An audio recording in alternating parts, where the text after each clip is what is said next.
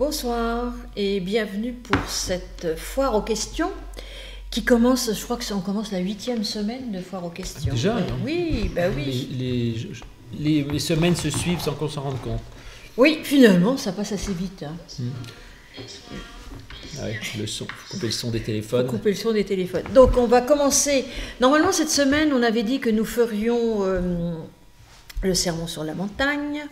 Mais on va commencer par les quelques questions que nous avons reçues et après on verra si on a le temps de s'intéresser au sermon sur la montagne.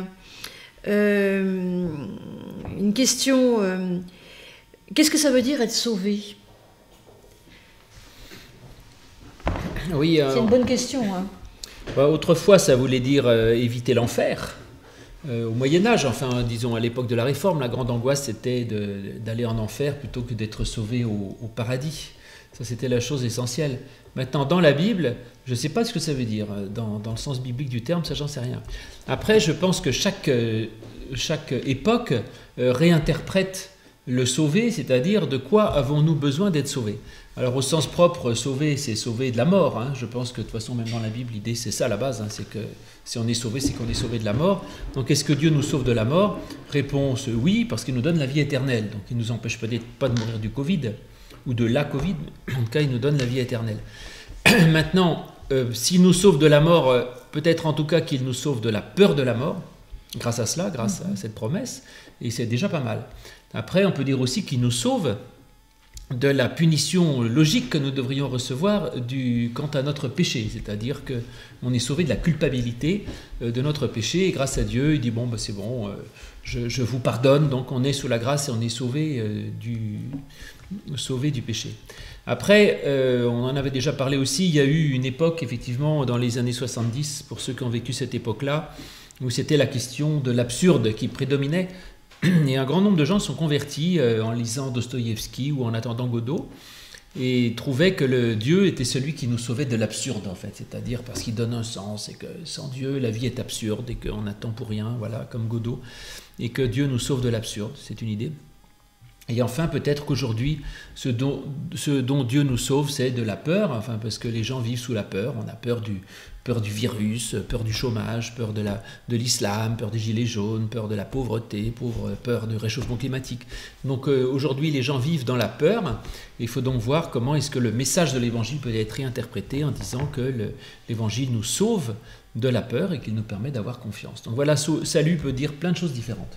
Oui, moi j'ai découvert, alors cette question m'a interpellée parce qu'elle est arrivée juste le jour où je venais d'enregistrer mon passage sur Galates, là, où Paul dit « Vous avez été appelés à être libres, seulement ne faites pas de cette liberté un prétexte pour vivre selon la chair, enfin votre propre nature. Non, mettez-vous au service les uns des autres, car la loi peut se résumer dans cette unique parole, aime ton prochain comme toi-même. » Alors j'ai fait un rapprochement finalement ça m'a invité à faire un rapprochement entre le salut et la libération. Je pense que sauver aujourd'hui, dire à quelqu'un qu'il est sauvé, ça signifie pas grand-chose. Dire qu'il est libéré, ça signifie un peu plus. Et ça m'est venu à l'idée, parce que vous savez, la plupart d'entre vous savent que je viens d'un milieu salutiste, et les deux S là signifient sauver pour servir. Et j'ai trouvé que ce service qui libère, parce que si on dit bien Paul, c'est le service qui nous libère, m'a fait rapprocher justement, pour moi le salut, c'est une libération en réalité. Alors ça rejoint aussi ce que tu dis, ça nous libère de quoi ? De la peur, de l'angoisse, ça dépend pour chacun, c'est différent.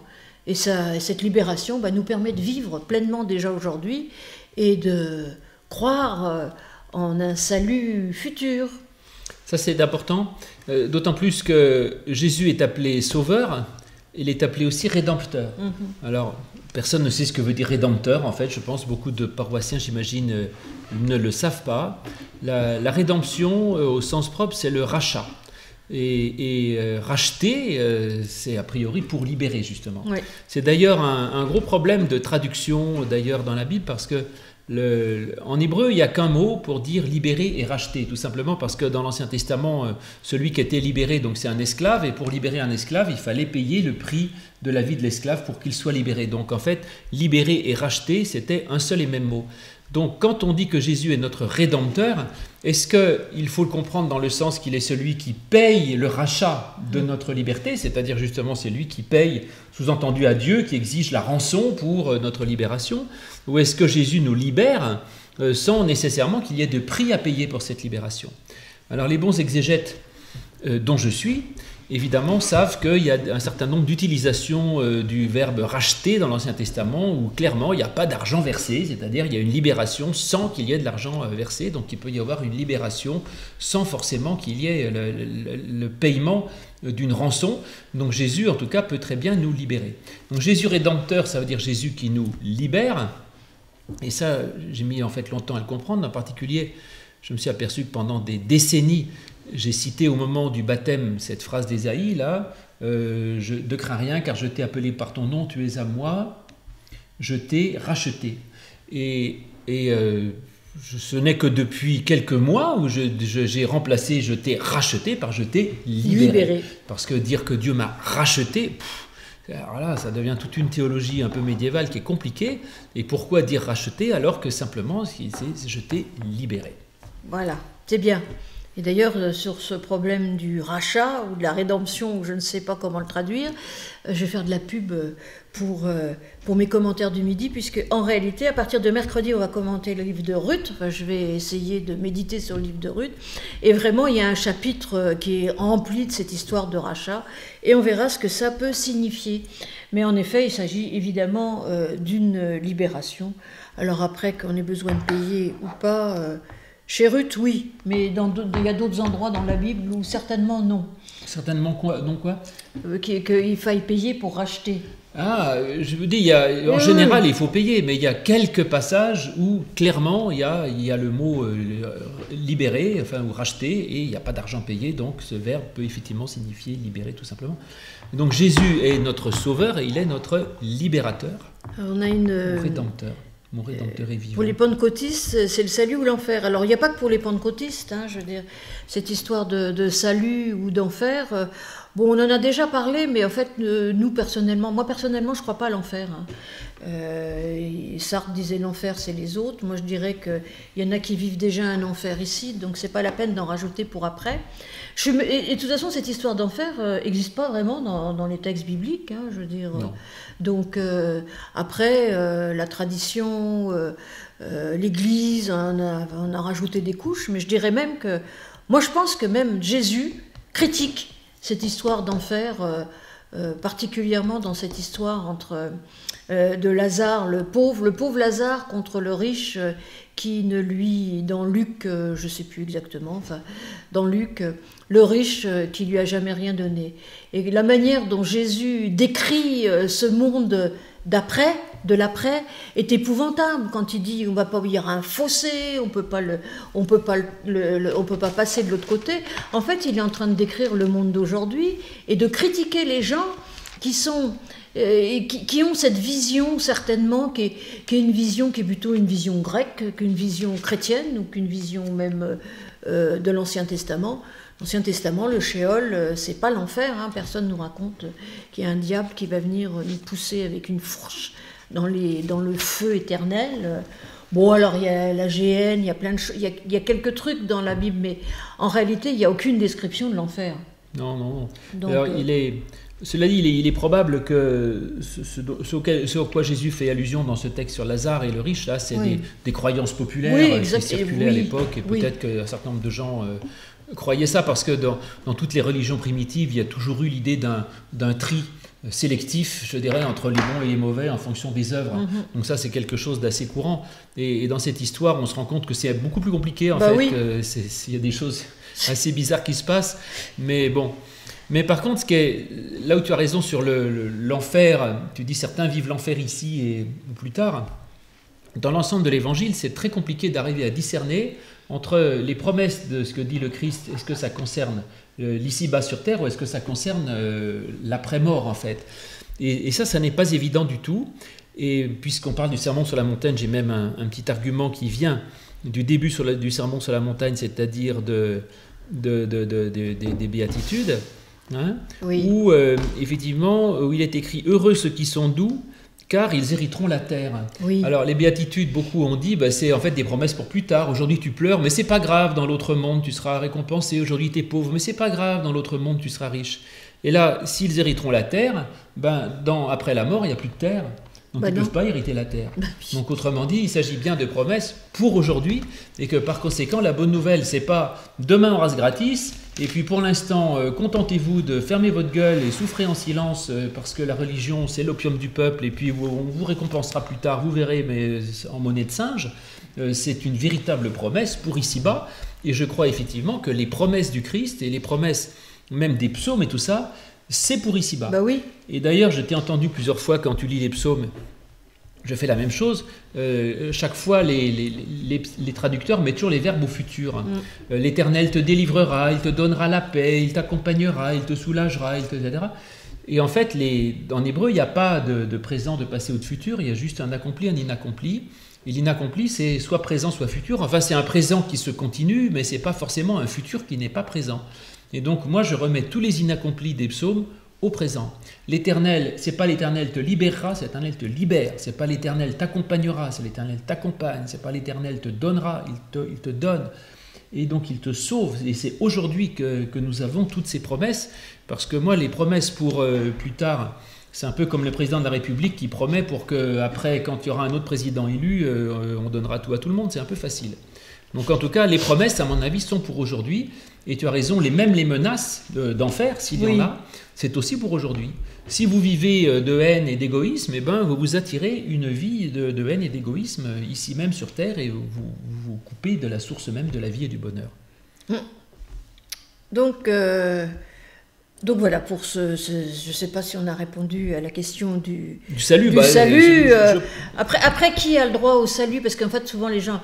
ça, on a déjà plusieurs fois répondu. Si c'est le salut pour après, j'en sais rien. Enfin, moi, je ne sais pas du tout ce qu'il en sera après, ceux qui sont sauvés. D'ailleurs, je ne sais pas ce qu'il sera après.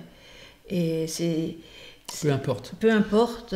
Faisons confiance et vivons comme si on était sauvés, libérés, ad vitam aeternam. Voilà. Et que les méchants soient sauvés, ça c'est le problème de Dieu. Mais faisons en sorte de vivre de cette grâce, de cette libération, de ce salut, peu importe comment vous l'appelez, mais de ce que Dieu nous offre. Bon, allez. Petite question pour un jour. Y a-t-il des signes ou des lieux sacrés pour un protestant, ou tout est-il symbolique ? Alors les mauvaises langues disent que les protestants n'ont aucun lieu sacré, n'ont pas de lieu saint, et que pour un protestant, rien n'est sacré. C'est-à-dire qu'effectivement, il n'y a pas de lieu de pèlerinage. Même le Massoubéran. Oui, on se moque, certains disent que c'est un lieu de pèlerinage. Il n'y a pas de lieu saint pour les protestants, il n'y a pas de lieu de pèlerinage, et il n'y a pas d'objet sacré, il n'y a pas de lieu sacré comme une église qui serait je ne sais quoi, dans lesquelles les enfants n'auraient pas le droit de jouer. Mais en fait, c'est faux de dire que pour les protestants, rien n'est sacré. La vérité, c'est plutôt que pour un protestant, tout est sacré. Et donc en fait, tout lieu est aussi sacré que le Saint des Saints d'une église où il y a la présence réelle, et que la présence réelle de Dieu, elle est partout. Et elle est dans ma chambre à coucher, elle est dans mon salon, elle est dans les couloirs du métro, elle est dans la rue, dans ma cuisine, dans mes toilettes, partout. La présence de Dieu est partout, et tout lieu est sacré, tout objet est sacré. Et vous pouvez faire des pèlerinages où vous voulez, même en allant voir vos vieux parents si vous ne leur donnez pas le virus. Vous faites un vrai pèlerinage parce que tout lieu est sacré. Donc pour les protestants, tous les lieux se valent, je dirais. Il n'y a pas de lieu sacré, de lieu pas sacré. Tout lieu est sacré. Il n'y a pas de temps sacré ou de temps pas sacré. Tout temps est sacré. C'est toujours temps de prier, toujours temps d'aimer Dieu, toujours temps d'aimer son prochain. Et donc, ce n'est pas que tout soit symbolique, c'est que simplement le sacré, je dirais, englobe tout le profane. Et tout le profane est sacréifié. Ça se dit ça ? Oui. Oui. Je crois pas. Oui, sacralisé. Sacralisé. Bon, on avait compris, oui, sacralisé. Oui. Mais ce qui est vrai, c'est que du coup, tout est sacré, mais du coup, il y a quand même un attachement qui est moindre au temple, ou même, tout à l'heure, je citais le Massoubéran. Bon, on est assez content d'y aller le premier week-end de septembre, mais avec un certain humour et une certaine distance. C'est-à-dire que, bon, on est bien content de se retrouver entre nous, mais c'est pas non plus le lieu, c'est un lieu de mémoire comme un autre, mais c'est pas un lieu sacré. Enfin, c'est sacré. Mais alors c'est vrai que du coup les temples sont fermés, puisqu'on peut, comme tout lieu est sacré, vous pouvez prier chez vous. Mais d'un autre côté, c'est Enfin, je peux comprendre qu'il y ait certaines personnes à qui ça manque. Je vais raconter une petite histoire que j'aime bien. C'est l'histoire d'un grand-père avec son petit-fils qui ils vont visiter Rome, ils rentrent dans une église. Et il y a le petit-fils veut absolument rentrer dans l'église. Le grand-père dit, tu sais, une église Wayos, c'est pareil. Dieu, il est partout. Il n'y a pas de lieu sacré. Il est en train de lui expliquer son bon catéchisme protestant. Et le petit-fils répond, oui, Dieu, il est partout, mais moi, je ne suis pas le même partout. Et c'est vrai qu'il y a des lieux, des musiques, des temps qui peuvent nous inciter quand même à nous tourner vers Dieu de manière plus facilement, en tout cas. Voilà, alors chacun, ce qu'il y a de merveilleux dans le protestantisme, moi je trouve, c'est que rien n'est obligé. Si vous êtes mieux dans une église, eh bien rentrez dans une église et priez dans une église. Et puis si vous êtes mieux, si vous allumez une bougie chez vous pour prier, eh bien allumez la bougie. En fait, on n'a pas besoin de ça. Mais si, on a aussi besoin de ça parce qu'on est fait de corps, de chair, de voilà. Mais c'est vrai que tout lieu est sacré. C'est-à-dire qu'il y a effectivement tous les lieux est sacré, c'est-à-dire qu'au regard de Dieu, tous les lieux se valent. Maintenant, pour moi, en tant qu'homme, il peut y avoir des lieux que je préfère à d'autres. Et peut-être qu'effectivement, j'ai plus de facilité à prier dans la cathédrale de Chartres que dans le hall de la gare Saint-Lazare. Encore que, mais en tout cas, il peut y avoir des lieux qui portent plus à la prière, il peut y avoir des lieux que j'aime mieux, des dispositions qui m'aident à prier. Mais ce n'est pas que Dieu il soit plus ou moins présent. C'est-à-dire que ce n'est pas le lieu lui-même qui est sacré, c'est moi, effectivement. Quant aux bougies, en tant que bon calviniste, tu me permettras de m'y opposer formellement.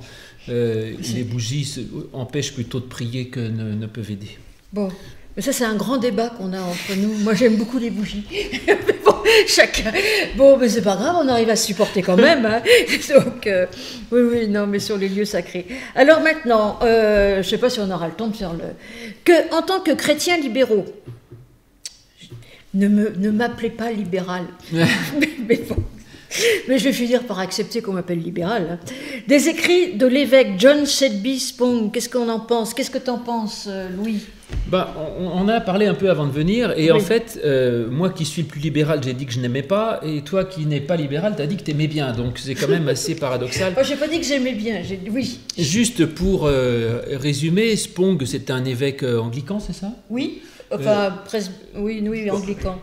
Et qui est en tout cas extrêmement libéral. Alors lui, américain, anglican. Oh là là. Donc il fait profession d'un ultra-libéralisme théologique, c'est-à-dire, d'ailleurs il a écrit, je ne sais plus quoi, 12 propositions, et c'est tout. Alors je ne crois pas dans le Dieu Tout-Puissant, je ne crois pas que Jésus soit Dieu, je ne crois pas dans les miracles, je ne crois pas dans la conception virginale, je ne crois pas que le Christ soit mort pour sauver nos péchés, enfin, il y a 12 trucs en je ne crois pas, et je t'ai dit tout à l'heure, j'ai dit, moi, Spong... Pourquoi pas, il est ultra-libéral et il y a beaucoup de choses dans lesquelles il ne croit pas, je ne crois pas non plus, mais une confession de foi qui est uniquement je crois en rien, ça ne m'enthousiasme pas. Et même si moi, il y a beaucoup de choses, effectivement, j'ai pris du recul par rapport au catéchisme classique, hein, je reconnais, néanmoins, ce qui m'intéresse dans la Bible, c'est plutôt en quoi je crois et pas en quoi je ne crois pas. Et j'ai toujours l'impression que lui passe son temps, en fait, à faire de la théologie au détergent. Donc moi, la théologie au Javel, ça ne m'enthousiasme pas parce que j'y trouve pas de souffle, pas d'optimisme, pas de message, mis à part de taper sur les orthodoxes. Mais voilà, donc c'est pour ça que je te disais que j'aimais pas trop Spong. Oui, moi c'est pas que j'aime Spong, c'est pas tout à fait ça que j'ai dit. J'ai rencontré des gens, bizarrement, qui ont été libérés en lisant Spong. Des gens de milieux évangéliques et qui finalement ont découvert que c'est un évêque anglican, bon, c'est aux États-Unis, hein, donc, et qui dit ça, ils se sont dit tiens quand même.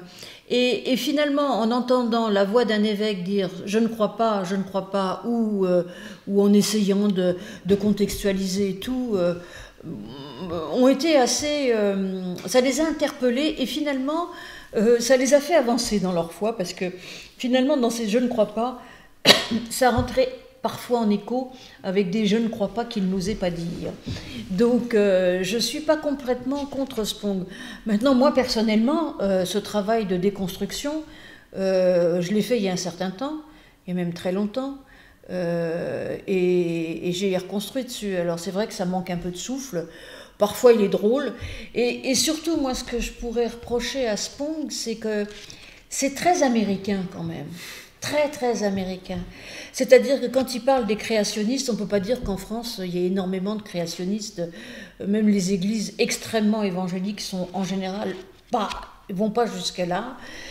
Quand il critique les born again, bon, moi je veux bien, mais ça se passe pas du tout comme ça ici non plus. Donc c'est un peu compliqué. C'est-à-dire qu'il écrit contre quelque chose, et il écrit contre une théologie qui n'est pas la mienne, donc je m'y reconnais pas.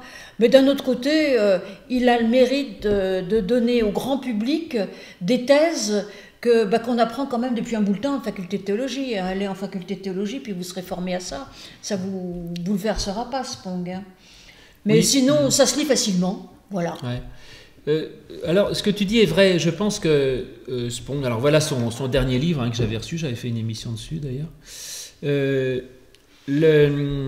Je pense qu'effectivement, son message peut être libérateur, parce que c'est vrai que beaucoup de gens se sentent obligés de croire plein de choses, et quand tout à coup on leur dit on n'est pas obligé de croire tout catéchisme, et ça laisse la possibilité de se construire une foi personnelle, quitte à y croire, hein, de même que si on me dit vous n'êtes pas obligé de traverser dans les clous, du coup j'ai grand plaisir à traverser dans les clous parce qu'on ne m'y force pas en fait, peu importe.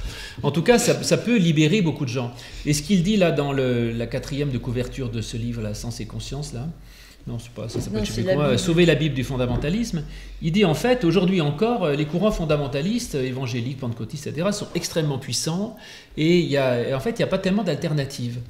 Et qu'il faut absolument construire cette alternative comme un pôle qui a le droit d'exister.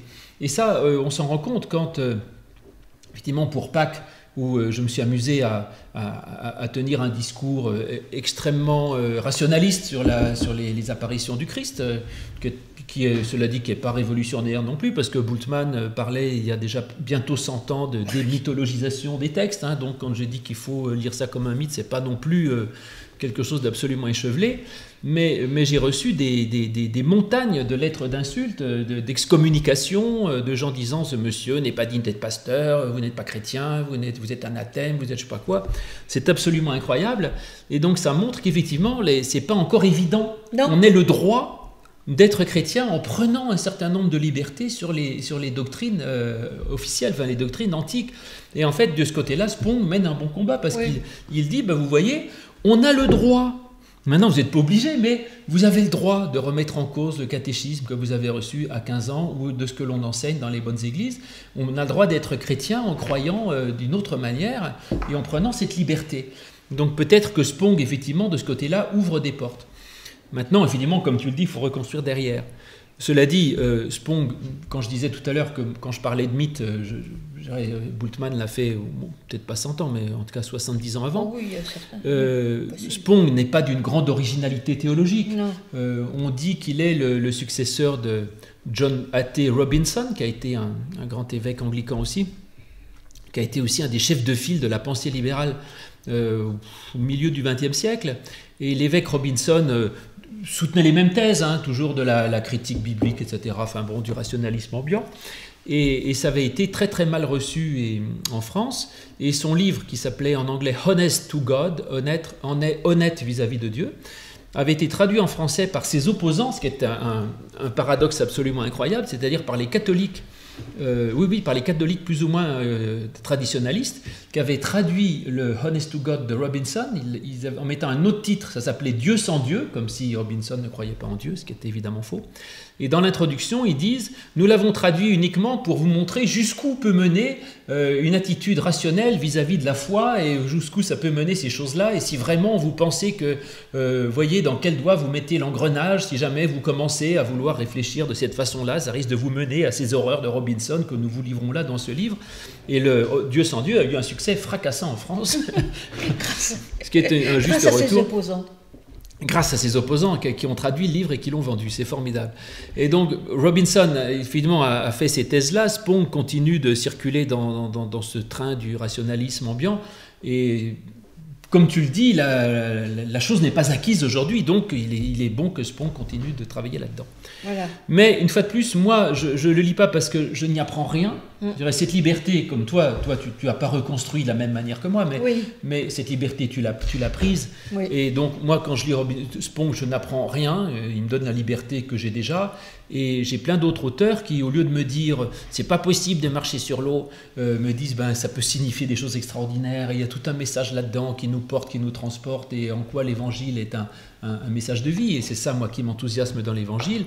Donc, autrement dit, on est là dans les présupposés. Ils creusent les fondations, si vous voulez, mais je ne trouve pas qu'ils construisent grand chose.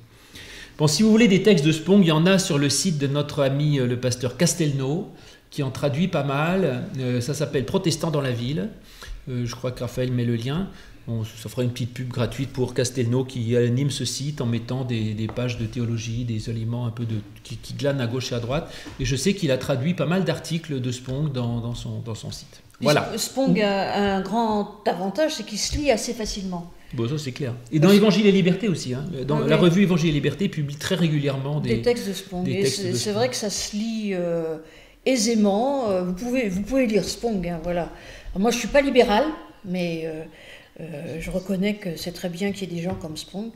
En fait, si je suis libérale, j'accepte que les gens ne pensent pas comme moi. C'est ça le vrai libéralisme. Voilà, et il y a des libéraux orthodoxes qui sont spongistes et qui ne supportent pas qu'on ne soit pas spongiste. Alors ça, ce n'est pas des vrais libéraux. Le vrai libéral, il dit écoutez, moi, j'ai pris une certaine liberté, j'ai reconstruit de cette manière-là, mais j'admets qu'on puisse le faire autrement et on est quand même frères ou sœurs. Voilà. Mais je pense que c'est une question d'approche. En fait, je n'ai pas du tout une approche rationaliste. Le rationnel m'ennuie, je suis beaucoup plus intéressée par le poétique, donc du coup, je pense qu'au fond, on est probablement d'accord sur à peu près tout, mais qu'on ne le dit pas de la même manière. Mais... Oui, parce que l'important, c'est le sens du message, voilà. Et pas d'aller se battre si Jésus a vraiment transformé l'eau en vin. Oui, c'est-à-dire, en fait, c'est-à-dire que le rationalisme poussé à l'extrême, ce qui est pas, c'est pas ce qu'a fait Bultmann d'ailleurs. Absolument, Bultmann, il démythologise, justement, il disait l'important c'est de trouver le sens du texte. Oui, il démythifie pas, il démythologise, ce qui n'est pas tout à fait la même chose. Et, enfin bon, bref, mais Bultmann est quand même plus compliqué à lire que Spong, donc commencez par Spong, si vous voulez.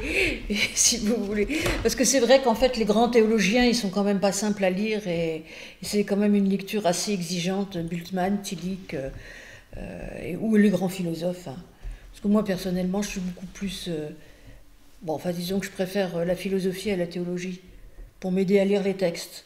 Voilà. Oui, quelle philosophie? Moi, je serais assez nietzschéenne en ce moment. Parce qu'il était fils de pasteur. Oui, mais son père est mort à 5 ans. Il avait 5 ans, donc ça n'a pas dû trop le marquer. Donc... il n'a pas suivi beaucoup le catéchisme. Il n'a pas suivi beaucoup le catéchisme. Il a quand même passé son temps à lutter contre ce que prêchait son père. Oui, c'est-à-dire que le père de Nietzsche avait une foi très orthodoxe, très à l'ancienne, et Nietzsche a passé son temps à tirer à vue sur ce Dieu culpabilisateur, ce Dieu moralisateur qui était celui des piétistes de son époque. Oui. Et de ce côté-là, Nietzsche était comme Spong, c'est-à-dire il décape la religion, mais en fait il enlève tout ce qui ne sert à rien, mais je ne crois pas que Nietzsche, contrairement à ce qu'on pense, retire le Dieu fondamental. Ah, moi je pense pas non plus. Nietzsche, en fait, la critique de Nietzsche, je suis d'accord avec lui, et les critiques qu'il a vis-à-vis de la religion, je dis oui, je suis d'accord avec Nietzsche. Oui, moi aussi, mais je trouve qu'il y a plein de choses avec lesquelles je suis d'accord. Bon, après, c'était il y a 150 ans, je trouve qu'il est assez visionnaire, il y a plein de choses avec lesquelles je suis d'accord. Bon, je ne sais pas si lui, il serait d'accord en disant que finalement, il n'a pas viré complètement Dieu, mais en tout cas, moi, ça m'inspire, hein, donc voilà. Ça m'évite de retomber, justement. il a une réflexion sur la morale qui est quand même très intéressante, je trouve. Mais bon, ça serait pour... une autre occasion. On reviendra sur Nietzsche dans un catéchisme ou autre chose. Donc, écoute, du coup, il nous reste 3 minutes pour faire le sermon sur la montagne. Peut-être qu'on peut juste faire une petite introduction en lisant les... Je suis chez Marc. Alors, le sermon sur la montagne, on va faire l'introduction... Matthieu 5 Matthieu 5, 6 et 7. Et donc, c'est Jésus qui monte sur la montagne.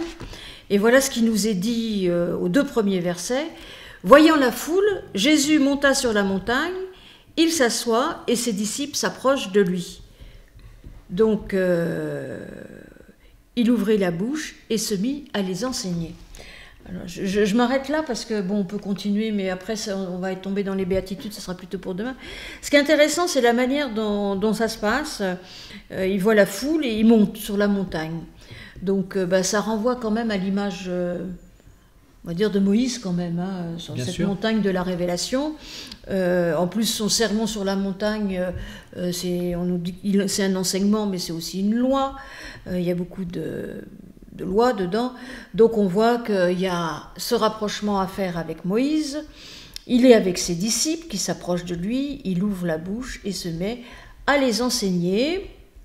Donc c'est quand même un très grand discours de Jésus qui n'existe avec cette ampleur-là que chez Matthieu, mais qu'on va retrouver en partie chez Luc, à un autre moment d'ailleurs dans l'Évangile. Mais alors par contre, chez Luc, du coup, il n'y a pas du tout ce rapprochement avec Moïse, puisque chez Luc, ça se passe dans la plaine. Mais un rapprochement quand même, c'est-à-dire qu'on dit Jésus descendit de la montagne et là il dit le sermon. Oui. Donc il est comme Moïse, sauf qu'il n'est pas Moïse au même moment. Oui. Il est Moïse qui descend du mont Sinaï et qui là rencontre le peuple et transmet la loi au peuple. Donc je dirais que dans Matthieu, Jésus a presque le rôle de Dieu et dans Luc il a plus le rôle de Moïse en quelque sorte. Enfin, il est peut-être moins, peu importe. Mais en tout cas, effectivement, c'est intéressant de voir que les deux mêmes discours ne sont pas dits au même endroit, donc un des deux évangiles a tort, de point de vue fondamentaliste. Oui, Jésus ne peut pas être à la fois en haut de la montagne et en bas. Donc ouais. Si c'était en haut, c'était pas en bas, c'était en bas, c'est pas en haut. C'est pour ça qu'on ne peut pas être fondamentaliste. Mais oui, moi je ne comprends pas comment on peut être fondamentaliste. Il y a tellement de contradictions, Voilà. Faut dire les choses comme elles sont dans la Bible. Alors les fondamentalistes vont dire mais oui mais ça c'est pas important. Alors, alors jusqu'où tu vas? Ouais. Ça c'est pas important, d'accord. Mais alors continuons. Est-ce que c'est très important que Jésus soit ramené de Marie Vierge? Après tout, c'est peut-être uniquement contextuel et peut-être que l'important c'est pas ça. Puis d'ailleurs Marc nous dit pas ça. Et donc si on commence comme l'autre, si tu commences à mettre le doigt dans l'engrenage, soit tu prends tout, soit tu prends rien.